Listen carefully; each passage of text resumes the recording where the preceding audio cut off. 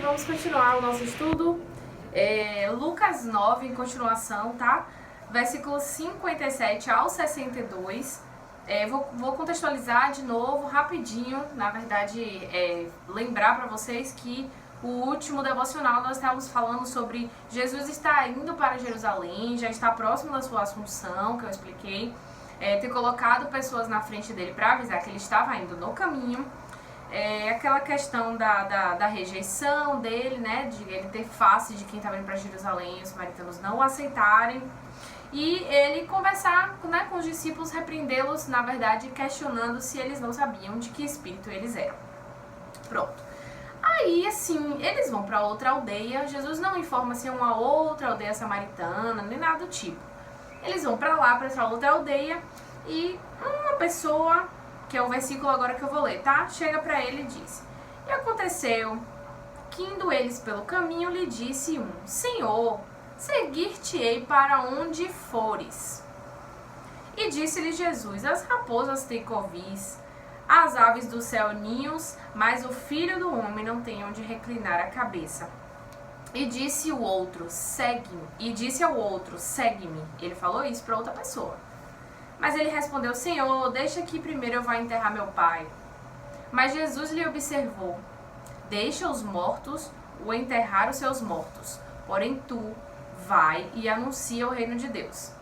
Disse também outro: Senhor, eu te seguirei, mas deixa-me despedir primeiro dos que estão em minha casa.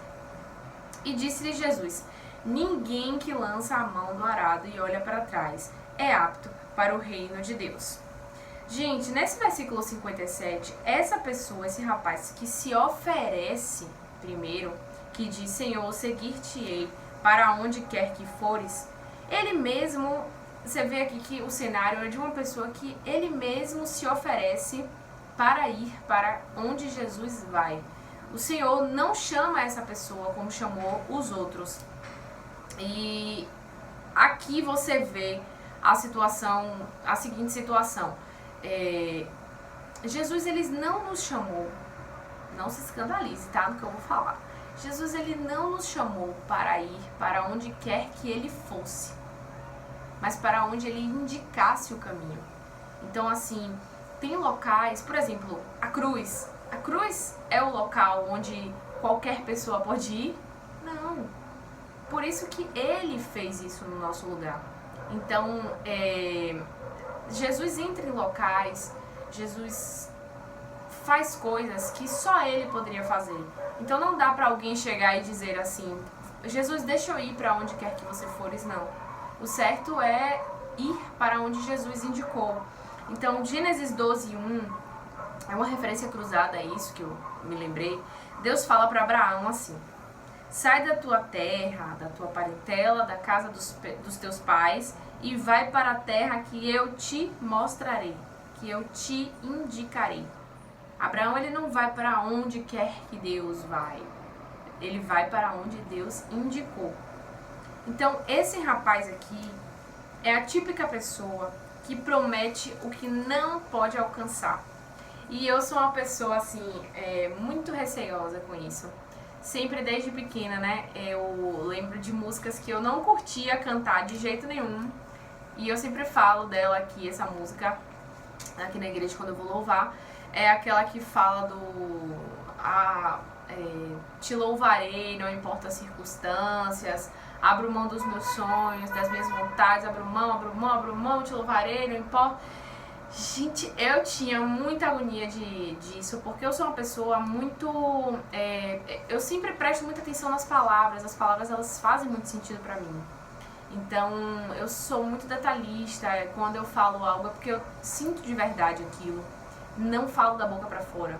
Então, não sou de falar assim: você nunca vai ser abandonado por mim, eu nunca... Sabe, essas promessas das quais às vezes eu penso que algumas pessoas, elas prometem a Deus e as outras pessoas também, e elas não têm noção de que talvez elas ainda não estejam no nível de prometer aquilo.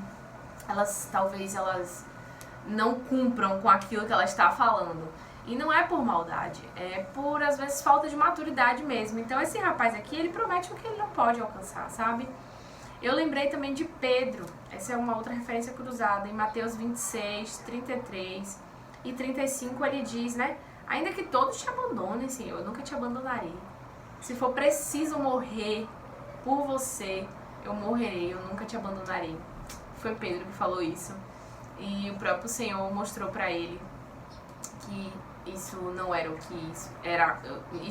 que ia acontecer. E de fato nós sabemos que Pedro não negou, né? Então Jesus ele traz a realidade do que é segui-lo no versículo depois que esse rapaz diz, né? Eu vou para onde você for. Jesus diz, as raposas têm covis, as aves dos céus ninhos, mas o Filho do Homem não tem onde reclinar a cabeça. Então Jesus ele traz a realidade do que é segui-lo aqui, né?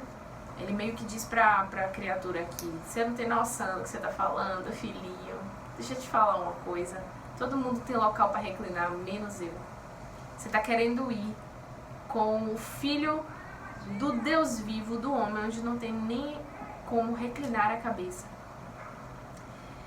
Seguir Jesus é não ter riquezas, ser rejeitado muitas vezes, ser abandonado às vezes até pela nossa própria família, sabe? É não ser aceito, é não ter todas as respostas, é não entender muitas vezes porque Deus requer certas coisas, certos pensamentos, certas atitudes.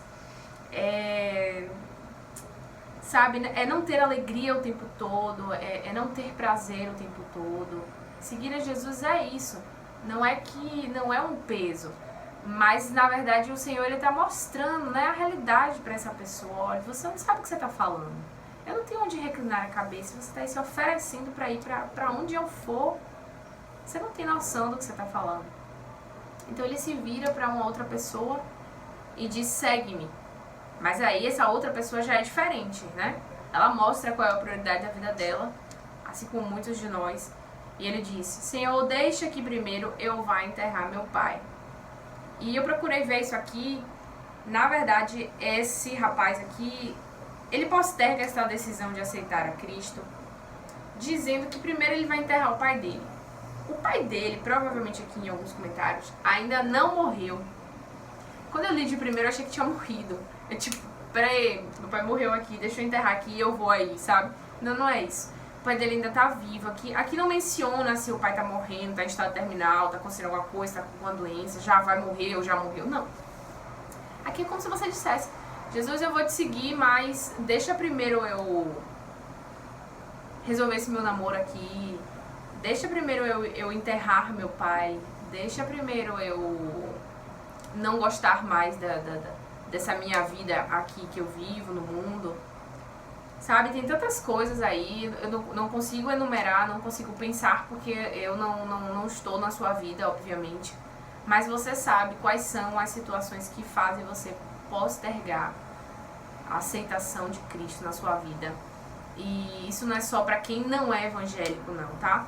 É para nós também que já aceitamos a Cristo, mas postergamos decisões importantes que o Senhor requer de nós, com desculpas desse tipo, né? E enterrar o pai, obviamente, é uma coisa que deve ser feita, mas era uma coisa que ainda nem tinha acontecido e ele estava esperando que quando isso acontecesse, sabe? Sabe quando a gente diz isso? Quando isso acontecer, eu vou fazer. E aí o Senhor mostra que, na verdade, esse segue-me de Jesus para esse rapaz é uma ação imediata. E Jesus requer ações imediatas nossas do seu chamado.